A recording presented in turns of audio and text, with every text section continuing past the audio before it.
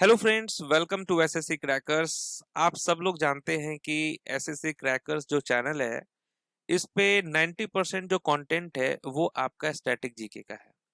क्योंकि static GK को पिछले 4-5 सालों से जो है कंटिन्यूअसली कोई भी इम्पोर्टेंट एग्जाम आता है तो उसमें हम आप लोगों को पढ़ाते हैं कि कोई भी एग्जाम होता है उससे रिलेटेड हम आपको जितने इंपॉर्टेंट टॉपिक्स हैं, जो ट्रेंडिंग टॉपिक्स है, वो हम आपको कराते हैं।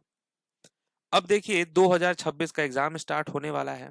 जो मेन मेन एग्जाम है, जो आपके मई जून से स्टार्ट हो जाएंगे, सीजीएल का, सीएचएसएल का, एमटीएस का, बहुत सारे एग्जाम हैं। तो बच्चे लोग अभी से ही तो तैयारी करना स्टार्ट करेंगे।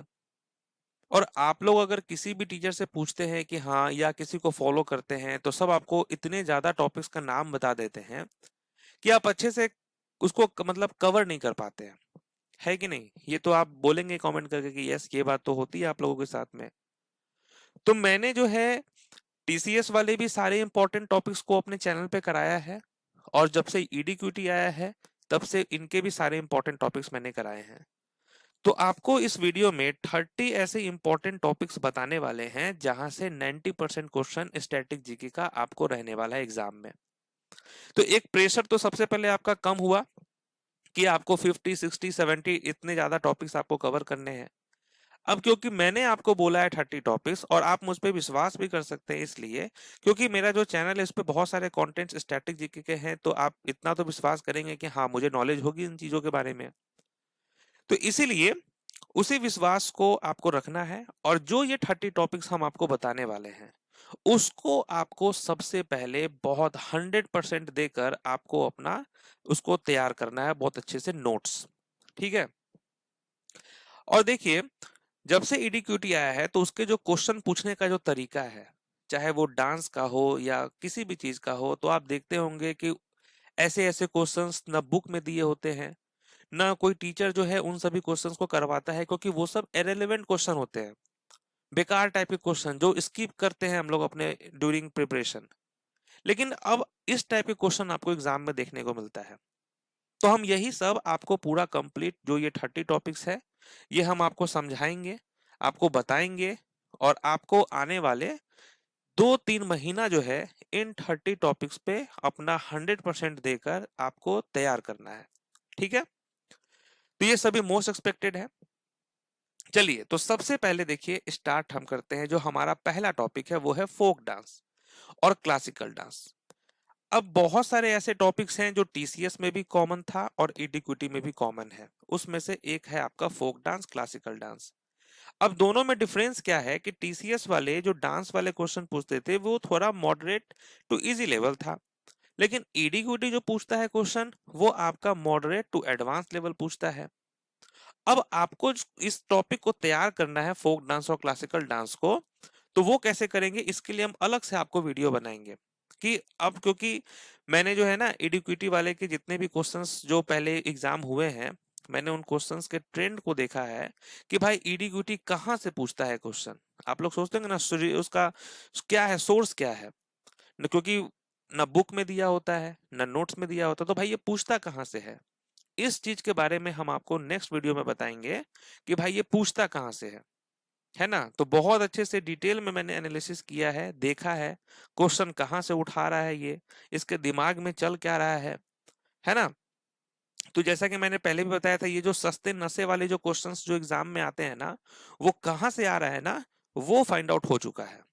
और आप विश्वास मानेंगे कि इस चीज को अगर अच्छे से अगर हो गया इम्प्लीमेंट ना, तो अब स्टैटिक जीके में आपका बहुत तगड़े वाला परफॉर्मेंस आपका होने वाला है।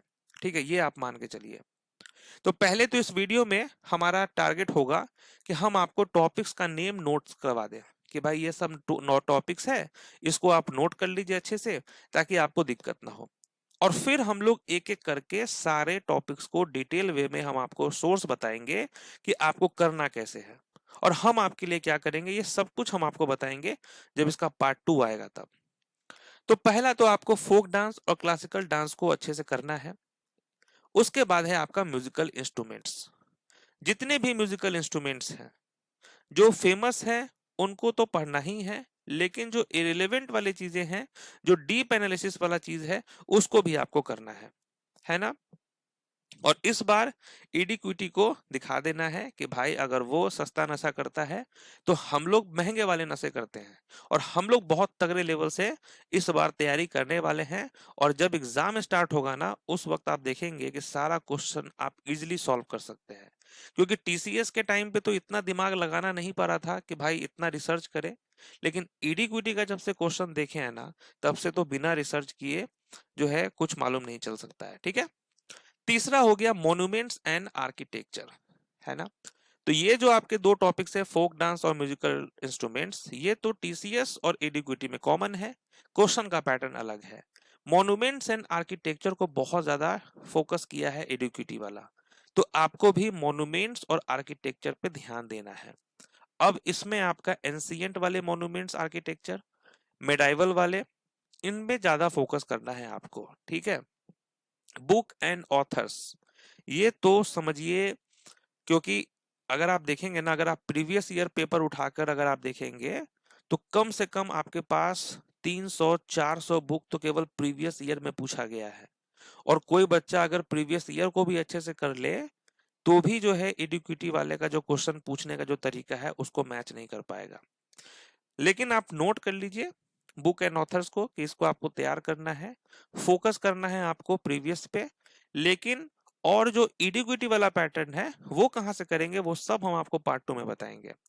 फिर आपका फेयर एंड फेस्टिवल हो गया, फिर दिल्ली और मुगल आर्किटेक्चर, और इसके अलावा इनसे रिलेटेड जो रूलर्स हैं उनके द्वारा जो भी इंपॉर्टेंट चीजें हैं उसको आपको ज्यादातर ध्यान देना है। ठीक है, फिर आपका स्पोर्ट्स टर्मिनोलॉजी, स्पोर्ट्स टर्म तो अब आपको डीप लेवल में जाकर तैयार करना है, इसलिए हम आपको बता रहे हैं ना, कि क्योंकि आपको ये तो मालूम है कि स्टैटिक जीके एग्जाम में आता है, और अगर आप किसी से पूछते हैं तो वो आपको बोलता है कि भाई 70-80 टॉपिक्स हैं, और उतना आप डिटेल वे में कर नहीं पाते हैं।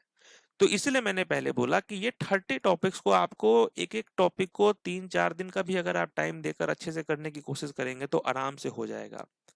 ठीक है, तो वैसे टीसीएस वाले लेवल के लिए तो 1-2 दिन काफी होता है, ईडीक्यूटी के लिए आपको 3-4 दिन अच्छे से नोट्स तैयार करना होगा, डीप एनालिसिस करके आपको नोट्स बनाना होगा ये सब टॉपिक्स का। स्पेस एंड इसरो को भी अच्छे से देखना है, इस पे ज्यादा क्वेश्चन आते हैं आजकल। Reverse and tributaries, tribes of India, tribes बहुत इंपॉर्टेंट है ये टॉपिक। ठीक है, क्लासिकल एंड डिवोशनल म्यूजिक, ये जितने भी आपको रीजनल लेवल पे है ना, उस पे ज्यादा फोकस करना है। फाइनेंशियल इंस्टीट्यूशन, अब क्या किया है इडिक्विटी, कि ये जो इकोनॉमिक्स वाले सेक्शन है ना उस पे फोकस कर रहा है ज्यादा। पहले बैंकिंग से रिलेटेड चीज एग्जाम में नहीं आते थे एसएससी के, लेकिन अब इडिक्विटी वाला सोच रहा है कि बच्चे लोग तो सारे फेमस इंपॉर्टेंट टॉपिक्स तो पढ़े हुए होते हैं, तो अब ऐसे ऐसे टॉपिक्स को इंक्लूड करना है जो बच्चे सोच भी नहीं सकते हैं। तो ये वो टॉपिक्स है आपका फाइनेंशियल इंस्टीट्यूशन जो आपको अच्छे से करना है। सेंसस एंड पॉपुलेशन, सेंसस तो पढ़ना ही है, टीसीएस में भी पढ़ना था, यहाँ भी पढ़ना है, लेकिन डीप लेवल पे पढ़ना है। गवर्नमेंट ऑर्गेनाइजेशन, है ना, इसको करना है। फिर इंडियन कॉन्स्टिट्यूशन आर्टिकल्स अमेंडमेंट्स, ये पहले भी था अब भी है। कमीशन एंड कमिटीज पे आपको ध्यान देना है। बैंकिंग नेशनलाइजेशन, बैंक वाले चीजों को भी फोकस करना है। अब आपको बैंकिंग, जो बैंक वाले बच्चे तैयारी करते हैं ना, उस लेवल पे अब आपको थोड़ा सा करना पड़ेगा। ठीक है, इंडियन करेंसी एंड क्वाइंस हो गया, ये नया टॉपिक है, ऐड हुआ है, आपको ये सब पढ़ना है। इंपॉर्टेंट ईयर्स, अब देखिए इंपॉर्टेंट ईयर्स आपका एंशिएंट, मेडाइवल, मॉडर्न, उसके अलावा और भी जितने इंपॉर्टेंट ईयर्स हैं एस्टैब्लिशमेंट से रिलेटेड, वो सब आपको पढ़ना है। ठीक है, जो सोशियो रिलीजियस रिफॉर्म मूवमेंट्स होते हैं उनके इंपॉर्टेंट ईयर्स, जो इंपॉर्टेंट कमिटीज है, जितने भी तमाम इंपॉर्टेंट चीजें हैं उसके चीजों को आपको पढ़ना है। ठीक है, आर्ट एंड कल्चर तो आपको पढ़ना था पहले भी, अब भी करना है आपको। मिसलेनियस स्टैटिक जीके हो गया आपका। पीएसयू कंपनीज, अब आपको पीएसयू कंपनीज पे भी ध्यान देना है। बहुत सारे कंपनीज हैं, महारत्न, नवरत्न, मिनी रत्न, इन सब में जो कंपनीज है उनसे रिलेटेड आपको पढ़ने होंगे।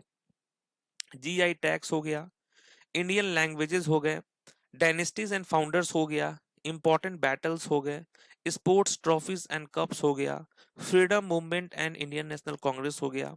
इसके अलावा एंशिएंट इंडिया, पहले मॉडर्न हिस्ट्री का ज्यादा बोलबाला था, अब एंशिएंट और मेडाइवल का हो चुका है, तो आपको एंशिएंट डीप लेवल पे पढ़ना होगा, ठीक है। माउंटेन हो गए, पासेस हो गए, प्लेट्यूज हो गए, पेंटिंग्स हो गया, आर्ट फॉर्म्स हो गए, टेम्पल्स हो गया, रिलीजियस प्लेसेस हो गया। तो ये है वो 30 टॉपिक्स। अब आपको देखने में तो कम लग रहा होगा, लेकिन जब आप इसको डीप लेवल में पढ़ने जाएंगे तो आपको समझ में आएगा कि इसी 30 टॉपिक्स को अच्छे से कवर करते करते आपका 2-3 महीना निकल जाएगा। अब ऐसा नहीं है कि डांस है तो जो फेमस डांस है उसको आप करें, जैसे कि गोवा का, जैसे आपको ये पता है ना मार्शल डांस, आप आज तक पढ़े थे कि मार्शल डांस जो है मणिपुर का थांगता है ना, हिमाचल प्रदेश का थोड़ा है। लेकिन ये जो इस बार क्वेश्चन पूछा है रायबेन से, ये आप समझिए एक मार्शल डांस है वेस्ट बंगाल का। अब ये पूछने का तरीका क्या था, ये था आपका रीजनल लेवल पे, डीप लेवल पे, तो आपको इस तरीके से पढ़ने पड़ेंगे। तो इस वीडियो में, पार्ट 1 वाले वीडियो में हम आपको टॉपिक्स बताए हैं। हम पार्ट 2 का जो वीडियोस बनाएंगे आपको, तो इन्हीं सब टॉपिक्स को हम आपको डिटेल तरीके से बताएंगे और सोर्स हम आपको बताएंगे कि कैसे आपको करना है। समझ रहे हैं बात को? तो अब मामला बहुत सीरियस हो चुका है। अब पढ़ना तो हमको वही है सब, अब हम लोगों को पढ़ना वही है, ठीक है, लेकिन अब इडी वाले तरीके से पढ़ना होगा। अब नॉर्मल तरीके से नहीं पढ़ना होगा कि जो फेमस चीजें हैं उन्हीं को केवल हम करते जाए, है ना। इसीलिए अच्छे से रिसर्च किया गया है, एनालिसिस किया गया है, तरीका को पता किया गया है, और तब हम आपको पार्ट 2 में डिस्कस करेंगे। तो कितने लोग वेट करेंगे पार्ट 2 के लिए, कमेंट करना आप लोग। और अच्छे से अगर आपने कर दिया ना, तो जो ये 7 से 8 क्वेश्चन आपके एग्जाम में आते हैं ना, एसएससी के एग्जाम में, आप उसको फोड़ देंगे अच्छे से, एकदम निश्चित मानिए आप। ठीक है, तो मिलते हैं आपसे पार्ट 2 में, तब तक के लिए ऑल द बेस्ट।